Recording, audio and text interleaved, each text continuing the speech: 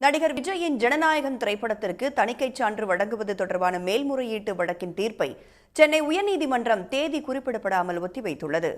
நடிகர் விஜய் நடித்துள்ள ஜனநாயகன் திரைப்படத்திற்கு உடனடியாக தணிக்கைச் சான்று வழங்க தனி நீதிபதி வழங்கிய தீர்ப்பை எதிர்த்து மத்திய திரைப்பட தணிக்கை குழு சென்னை உயர்நீதிமன்றத்தில் மேல்முறையீடு செய்திருந்தது.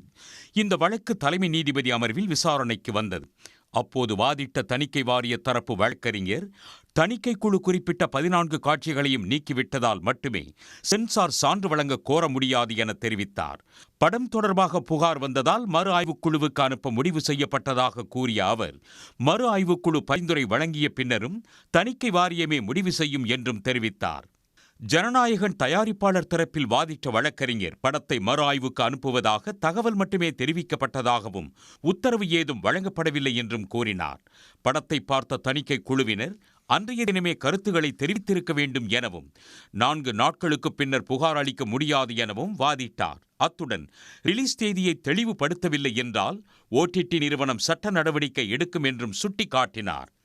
அப்போது குறுக்கிட்ட நீதிபதிகள், திரைப்படம் என்பது வணிகம் சார்ந்தது எனும் போது தணிக்கைச் சான்று கிடைக்கும் முன்பே ரிலீஸ் தேதியை எப்படி அறிவிக்க முடியும் என கேள்வி எழுப்பினர். அனைத்து தரப்பு வாதங்களும் முடிவடைந்ததை அடுத்து தீர்ப்பை தேதி குறிப்பிடாமல் நீதிபதிகள் ஒத்திவைத்தனர்.